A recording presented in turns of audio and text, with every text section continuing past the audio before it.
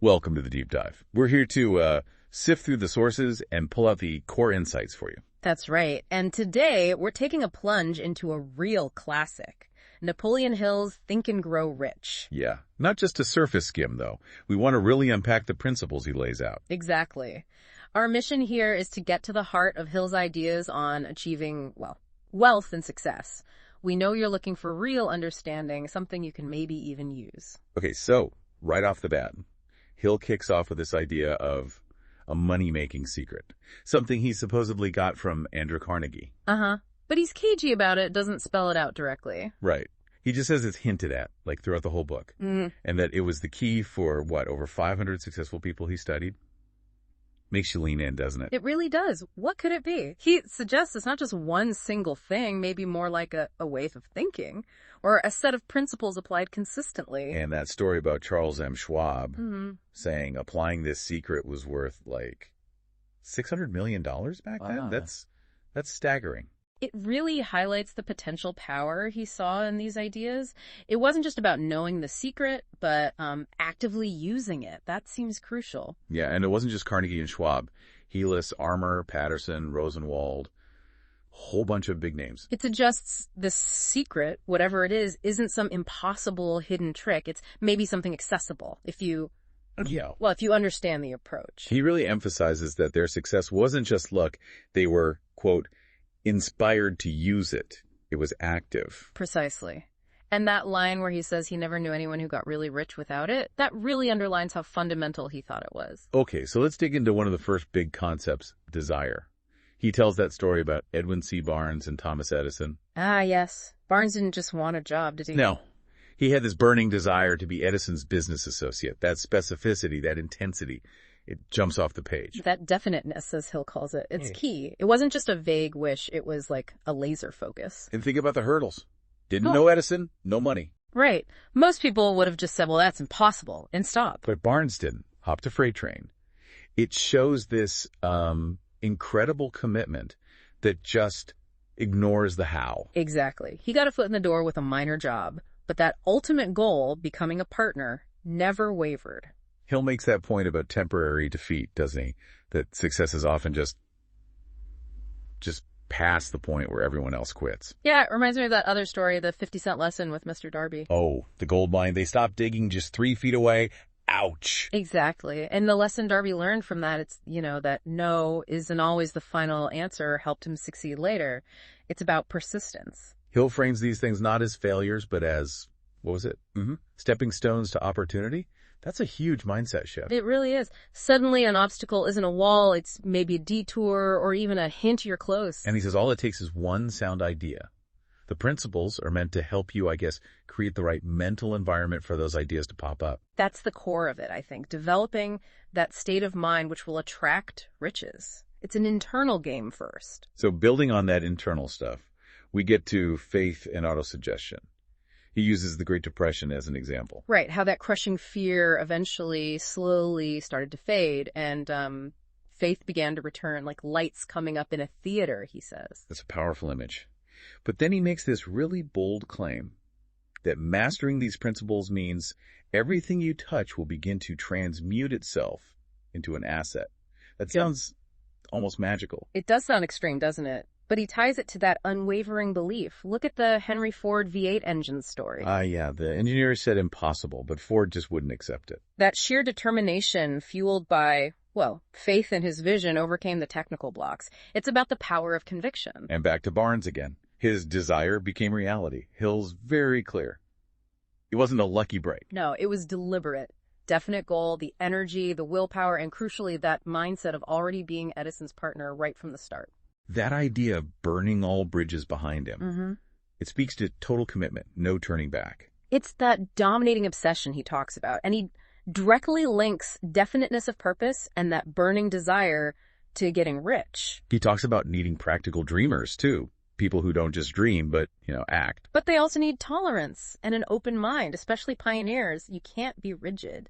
Then there's that really personal, intense story about his son, born without visible ears. Yes, and despite the doctors, Hill and his wife decided, with total faith, that he would hear and speak. His phrase is stark. Desire backed by faith pushed reason aside. Wow. That takes some serious conviction. It really does. And they didn't treat him like he was disabled. They told him he had an advantage. They instilled that belief in him. And it worked, didn't it? He eventually heard with the device. He'll calls it persistent desire, correcting nature. And then the twist, the son's enthusiasm leads to marketing the hearing aid, turning the challenge into this huge asset. It's a perfect illustration of the principle. Which leads him to repetition of affirmation, basically training your mind to believe. Yeah, he uses that kind of dark parallel, like how someone might become a criminal through constant exposure to crime. The mind takes on what dominates it, so you have to consciously feed it the positive stuff. He defines faith in these huge terms, basis of miracles, antidote for failure, connects you to infinite intelligence. And he says the proof, or the mechanism, is autosuggestion. Repeating something to yourself over and over until you believe it, whether it's true or false initially. That self-confidence formula he provides is like a practical tool for that, isn't it? Daily affirmations, visualizing. Exactly. It's about actively programming your subconscious. Because as he warns, the subconscious will act on fear just as easily as faith if you let it. Right. Your dominant thoughts tend to manifest, he says, so you have to choose them carefully. He even brings in figures like Christ and Gandhi, suggesting their power stemmed from immense faith. And he frames the depression partly as a crisis of faith. Okay, moving to more practical steps. Organized planning, step 6. This is where desire starts to take concrete shape. You have the desire, you use imagination to create plans, then you need to organize them into action. He makes that distinction between leadership by force, like Napoleon, the Kaiser, which he says never lasts, and leadership by consent, which endures. He lists factors for good leadership, but also, importantly, the major causes of failure. Yeah, those failure points are really telling, like inability to organize details, not willing to do grunt work, expecting pay just for what you know. Fear of being overtaken by followers, lack of imagination, selfishness. These are things you still see tripping people up today, right? Absolutely. And his call for new leadership in politics, banking, industry, focusing on ethics, trust, the human side, it still feels relevant. It shows his view was bigger than just personal enrichment. It included contribution and, well, better systems. Then marketing personal services, how to actually, sell yourself or your skills. He talks about adapting, using bureaus, advertising, networking, but the core message is focus on what you can give. Not just, I need a job, but here's my plan, here's the value I bring. I like his reframing of jobs as partnerships based on the golden rule, not just transactional. And that QQS formula, quality, quantity, spirit of cooperation. It's a neat summary. Do good work, quality, do enough of it, quantity, and do it with a good attitude, spirit. He mentions the shift from go-getter to go-giver, too. That anecdote about the guy who wouldn't name a salary because he lacked a definite aim and then rejected the offer to be paid what he's worth, that really hits home. Know your value. And that ties into the self-analysis questions he provides. You need to honestly assess yourself against these principles. Okay, what about the role of capital? He gets into the economic system here. He starts basic. Food, clothing, shelter, and points out the abundance available, especially in America, thanks to its system and freedoms. He defends capitalists, not as villains, but as the organizers, the brains who provide the infrastructure for progress. That analogy is quite effective trying to get breakfast in New York without organized capital. You realize how much relies on that system. He argues their motivation isn't just profit, but building, achieving, serving, and riches come from providing essential service. And he cautions against tearing down big business or the system itself, arguing it prolongs hardship. He's critical of demanding more for less. Yeah, the law of economics. He calls it you have to give to get.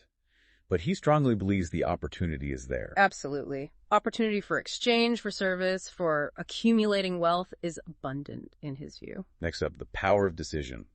This feels really central. Totally. Use your own brain, make your own choices, and, interestingly, he advises keeping plans quiet initially. Keep a closed mouth and open ears and eyes. Why quiet? To avoid negativity, envy, people trying to talk you out of it before you've even started. Let your actions speak first. Tell the world what you intend to do, but first show it. Makes sense. He links the value of a decision to the courage it takes. Right. And the historical examples really drive that home. Robert E. Lee's choice, the signers of the Declaration of Independence, they risked everything. 56 men putting their lives on the line. That decision wasn't trivial. He talks about the intangible power that came from that unified, courageous decision. The stories of Samuel Adams challenging the governor, Patrick Henry.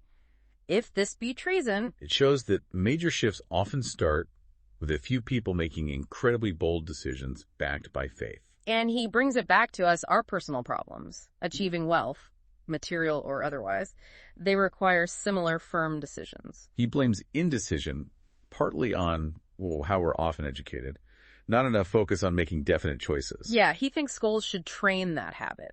And crucially, he says all the advice on, say, marketing yourself is useless without a definite decision to actually make a plan and do it. Which flows right into persistence, step 8. The sustained effort. He called lack of persistence a primary cause of failure, but it can be overcome. By the intensity of one's desire. It always comes back to that burning desire, doesn't it? It really does. Desire is the starting point, and persistence is what keeps it going. There is no substitute for persistence. He paints this picture of persistent people having insurance against failure. Like they just keep going until they inevitably succeed. And that idea of hidden guide testing you, success depends on passing the persistence test. The Broadway metaphor is great graveyard of dead hopes or front porch of opportunity. Persistence is the difference. Like Fannie Hurst, right? 4 years of rejection before breaking through, just wouldn't quit. He lists the things that fuel persistence. Definite purpose, desire, self-reliance, plans, knowledge, cooperation, willpower, making it a habit. And more examples. Marie Dressler finding success late, Eddie Cantor bouncing back, Wallace Simpson's determination. Even King Edward giving up a throne for his greatest desire. That's commitment. And Muhammad's story facing ridicule and poverty for a decade before succeeding. It's an extreme example of persistence paying off eventually. Okay, then, the power of the mastermind. This is about collaboration. Exactly. He says real power needed to get and keep money comes from coordinating efforts with others harmoniously for a specific goal.